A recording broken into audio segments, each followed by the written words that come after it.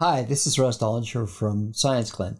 I wanted to go over the formation of calcium hydroxide from calcium nitrate and sodium hydroxide. Now, we have these flashcards here. Let me just rearrange these. So we've got sodium, sodium hydroxide, right?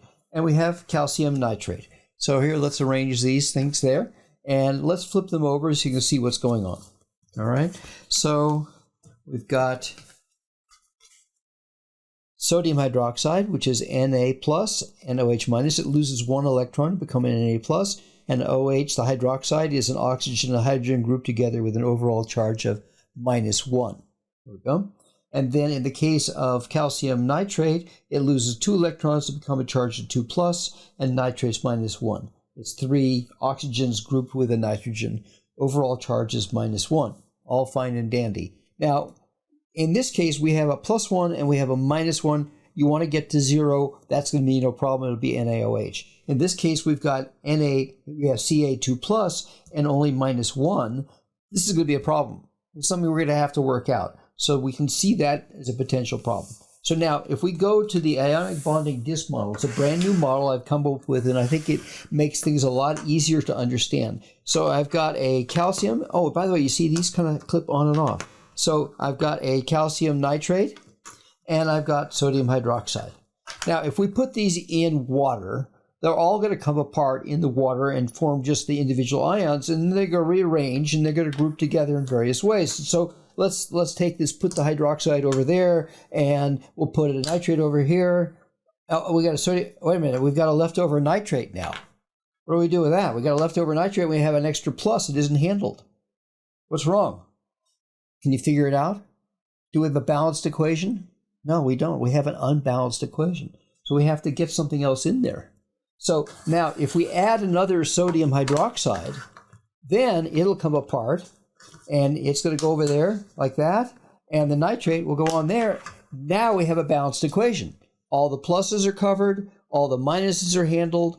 Everything matches up. It adds up to 0. This is a balanced equation now.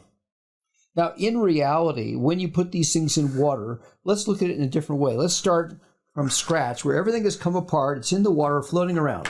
And they're all going to be combining together and coming apart, combining and coming apart, and so forth. Except when the hydroxide combines with the calcium, it does not let go, because the calcium prefers being with the oxygen more than it wants to be with the water. Now, sodium and nitrate will keep coming apart back and forth and back and forth and back and forth a gazillion times a second. All right? But the calcium hydroxide doesn't. It's insoluble in water, which means it's going to come out of the water as a precipitate, a solid. All right? So now if we look at what is considered to be the complete ionic equation, and we look at the spectator ions, we've got 2 sodium ions, and we've got 2 nitrate ions. Those are the spectator ions. They start at the beginning, they at the end, they're just looking. They're watching, okay? They don't do anything. But the thing that really does the work is the calcium hydroxide.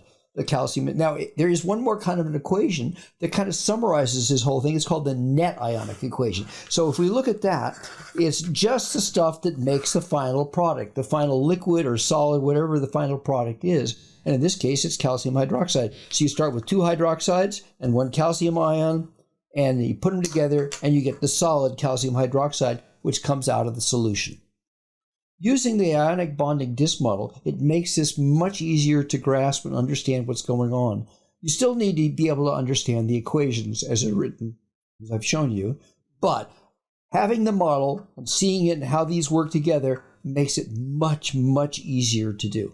And by the way, on the back of these things, I also have the molar masses, which makes it easy then figuring out stuff for as far as the stoichiometry goes.